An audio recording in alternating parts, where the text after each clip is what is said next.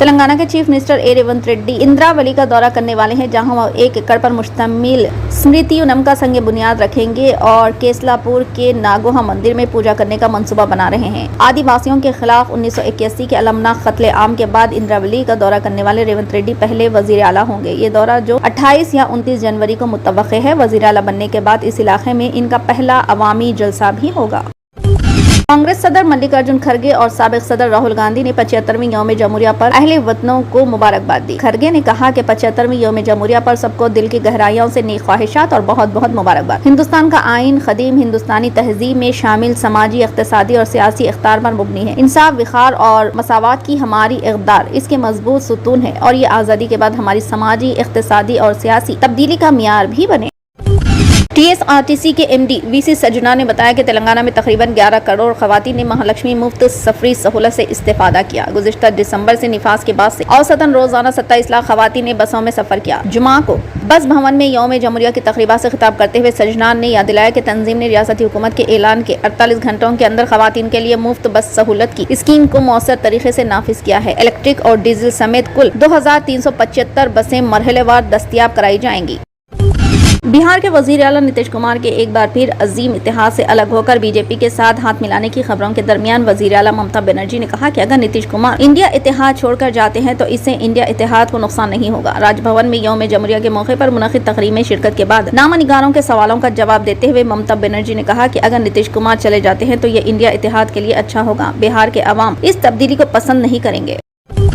साबिक DGP महेंद्र रेड्डी ने जुमा को तेलंगाना पब्लिक सर्विस कमीशन के चेयरमैन की हैसियत से चार्ज हासिल कर लिया। इस मौके पर सेक्रेटरी अनिता रामचंद्रन महेंद्र रेड्डी को मुबारकबाद दी। बाद में महेंद्र रेड्डी ने पुलवाई रजनी कुमारी और अनिता राजेंद्र को अरकान की हैसियत से हलफ दिलाया। वाज़ेह है कि गवर्नर ने 2 दिन से भी कम अरसा कबल उन्हें TSPSC का चेयरमैन मुकर्रर करते हुए अहकामात जारी किए थे। नौ मुकर्रर करदा चेयरमैन महेंद्र रेड्डी 11 माह तक इस ओहदे पर बरकरार रहेंगे। TSPSC के क़वानीन के मुताबिक कमीशन के चेयरमैन और मेंबरान के तौर पर मुकर्रर किए जाने वालों को सिर्फ 62 साल की उम्र तक ओहदे पर रहने का मौका मिलता है। नीज इसे सिर्फ 6 साल तक इस ओहदे पर रहना है। महेंद्र रेड्डी 3 दिसंबर 1962 को पैदा हुए और इस वक्त इनकी उम्र 61 साल है। मजीद 11 माह में इनकी उम्र 62 साल हो जाएगी। इस तनाजुर में वो 11 माह तक ओहदे पर बरकरार रहेंगे।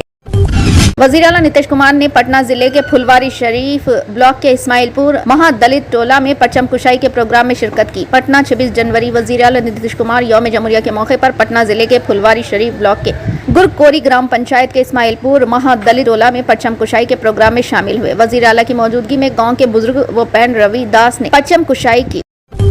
26 जनवरी जुमा के रोज 2 नामालूम हमला आवर सिकंदराबाद में वाक़ उस्मानिया यूनिवर्सिटी के PG खवातीन के हॉस्टल के बाथरूम में घुस गए, जिससे तुलबा में अफरा तफरी फैल गई। इनमें से एक घुसने वाले को पकड़कर पुलिस के हवाले कर दिया गया। जब अलर्ट तुलबा ने इनका मुकाबला किया, जबकि दूसरा फरार होने में कामयाब हो गया। तुलबा ने इसे दुपट्टा इस्तेमाल करके बांध दिया। तुलबा ने सिक्योरिटी न होने पर हॉस्टल के सामने एहतजाज करते हुए CCTV कैमरों की तनसीब और ऐसे वाक़यात की रोकथाम के लिए इक़दाम का मुतालबा किया। इन्होंने वाइस चांसलर के इस्तीफा का भी मुतालबा किया। यूनिवर्सिटी के प्रिंसिपल ने वाक़े का नोटिस लेते हुए मामले की इंक्वायरी भी शुरू कर दी। तुलबा को यकीन दिलाया है कि इस मसले को फौरी तौर पर हल किया जाएगा और अहाते में सिक्योरिटी बढ़ाने के लिए मुनासिब इक़दाम किए जाएंगे। उस्मानिया यूनिवर्सिटी के खवातीन के हॉस्टल तजावुज़ात का ये पहला मामला नहीं है। इस माह के शुरू में मुबैना तौर पर 2 नामालूम अफराद ने उस्मानिया यूनिवर्सिटी PhD के दीवारों को तोड़ा था। उसके बाद तुलबा ने भी एक सड़क ब्लॉक कर दी थी और वाइस चांसलर के खिलाफ नारे लगाए थे और मुतालबा किया था कि वो इनसे मुलाकात करें और इनके मुतालबात पूरे करें।